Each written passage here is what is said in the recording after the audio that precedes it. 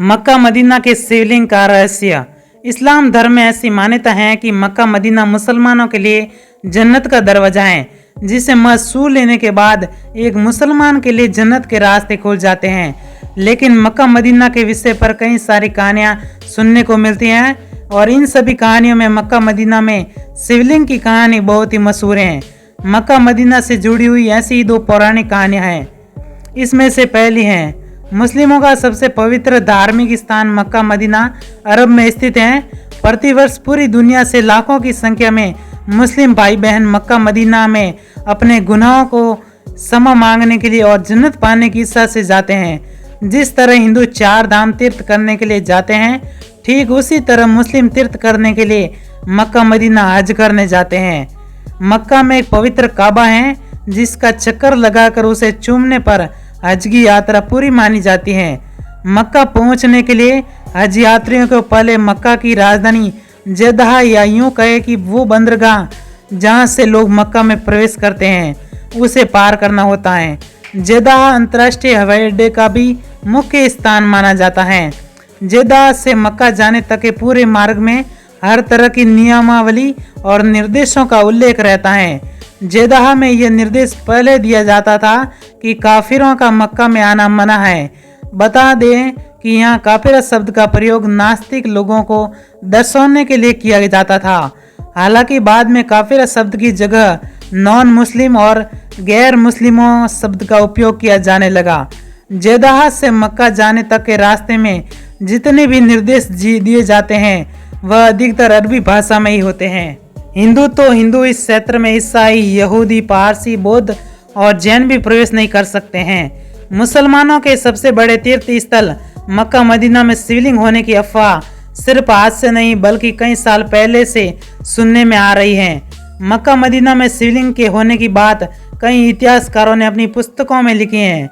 Roman इतिहासकार, जिनका नाम चौदस है, उन्होंने अपनी पुस्तक में स्पष्ट रूप से यह वर्णन किया है कि मक्का मदीना में पहले मक्केश्वर यानी मां शिव का मंदिर था।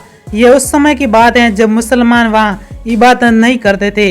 यह वह समय था जब मक्का मदीना बना ही नहीं था।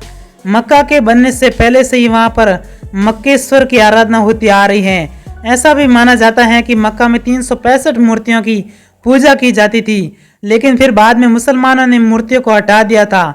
लेकिन मूर्तियों को हटाने के बाद भी उनके दाग वहीं पर रह गए हैं। इतिहासकार तो हमेशा ही कहते हैं कि मुसलमानों के आगमन से पहले ही मक्का में इबादत की जाती थी। मक्का मदीना के पाक साफ स्थल होने का एक कारण यह भी है कि वह स्थल कुरान, जो कि मुसलमानों का पवित्र ग्रंथ है, उसका उद्गम स्थल माना जाता है। मक्का में काबा है, इसलिए तो दुनिया भर के सभी मुसलमान नमाज पढ़ते समय अपना मुंह काबा की दिशा में ही रखते हैं, ताकि नमाज के समय उनका बात सीधा अल्लाह तक पहुंच जाए।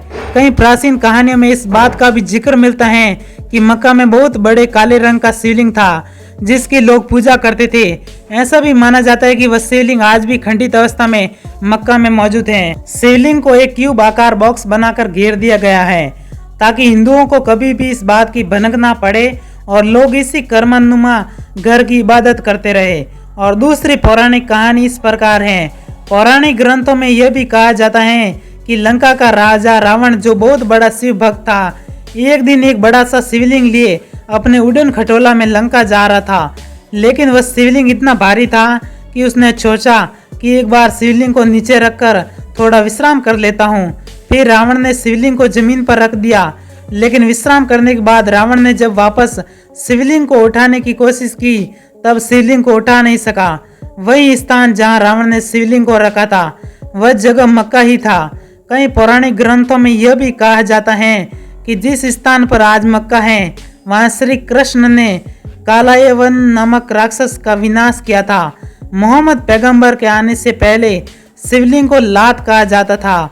मक्का में मौजूद काले पत्थर के लोग उपासना करते हैं, जिसकी इबादत करते हैं, वह काले रंग का पत्थर नहीं बल्कि शिवलिंग है। यह बात बिल्कुल सच है कि जहाँ महादेव का शिवलिंग होगा, वहाँ पवित्र गंगा का स्थान जरूर होगा।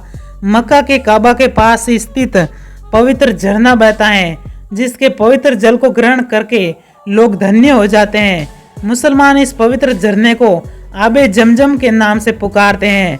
हज करने के बाद मुस्लिम लोग इस पवित्र जल को अपनी पानी की बोतल या किसी दूसरे बर्तन में भरकर अपने साथ घर ले जाते हैं। ये समानता बिल्कुल वैसी ही है जैसे लोग गंगा के निकट गंगा जल को अपनी बोतल भर लेते हैं। मक्का में हज के दौरान कई सारी रीतियां वैसे ही निभाई जाती हैं जैसे हिंदुओं में पूजा के समय निभाई जाती हैं। मक्का में शिवलिंग है या नहीं, इस बात का कोई स्पष्ट उल्लेख नहीं है। वीडियो अगर पसंद आया हो तो वीडियो को लाइक और चैनल को सब्सक्राइब करें। धन्यवाद।